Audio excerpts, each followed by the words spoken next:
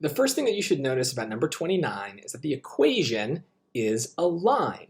And so what we really want to do here is get back to basics, right? This is a y equals mx plus b equation. So we want to think about it in linear terms. That way it's easier to understand what they're asking for. So if we look at it, the question is asking about the 1.88, which we can see from our linear equation corresponds to the slope of the line. And now when we have a story, slope is going to take on different words. Basically, slope is going to be something more like a rate or a change or an increase, or if it was negative, a decrease, but it's positive, so an increase. So all of those key words help us realize we're talking about slope instead of the other piece of the linear equation, the y-intercept, which has more to do with kind of like a starting point, right? An initial value. So now let's just go through the choices and see, does anything kind of match up with what my expectations are about the basic equation of a line? Choice A says the approximate femur length in inches for a man with a height of 32.01 inches. Well, that doesn't really sound like either a starting point or a rate. You know, there's no words that talk about increase here. It just sounds like one point. That's not looking good. I would cross that out. Choice B, the approximate increase in a man's femur length in inches for each increase of 32.01 inches in his height. So it's got a lot of the right words, but this is not, it's using the y-intercept in a way that's not supposed to be there, right? The y-intercept is one specific point, this 32.01. So if you think about in a line, what does your y-intercept have to do with your slope? Nothing really. They're separate pieces. They're separate parts of the line. So this is mixing and matching the M and the B in a bad way. So maybe you keep this in, but C and D are actually going to sound a lot better. They're going to talk about slopes and increases in a way that's a little bit more familiar to us. C, the approximate increase in a man's femur length in inches for each 1 inch increase in his height. So notice it's not involving the y-intercept at all, but it is using those key slope words, increase. D, though, sounds pretty much identical. The approximate increase in a man's height in inches for each 1 inch increase in his femur length. So it's switching the two. Now, if you're comfortable with lines, you might know the answer right now, just because you understand what it means for the slope to kind of be attached to the L here. But if you're a little unsure, we have a calculator. We can always arithmetize here and try to understand this with a little bit more context, right? Let's get some numbers here. Let's measure some femurs.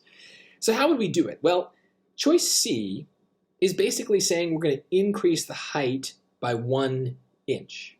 So let's pick some easy numbers to do that. Let's say, I know this makes no sense, but someone's height is 1 and we increase his height to 2. We can do that. We can also do the same thing with choice D, right? Increase in a man's height in inches for each 1 inch increase in his femur length. So that would be a slightly different situation. For that one, we would be increasing the L from 1 to 2, right? And 1 inch increase. Now here's where my laziness kicks in. And I say, all right, well, which of these is easier to do? I'm going to just start with that one and test it out. Well, if I put 1 and 2 in for H, I'm going to have to do a lot of algebra to kind of solve for the L, and that's annoying. Whereas if I put 1 and 2 in for the L, it's more just like arithmetic, so it's a little easier to do. I'm still going to use my calculator, but there's less like moving things around. It just kind of happens. So let me show you what I mean here. So first let's start with L equals 1. If L equals 1, then the H is going to be 1.88 times 1 plus 32.01. Okay, well, that's 1.88 times 1 is just 1.88 plus 32.01.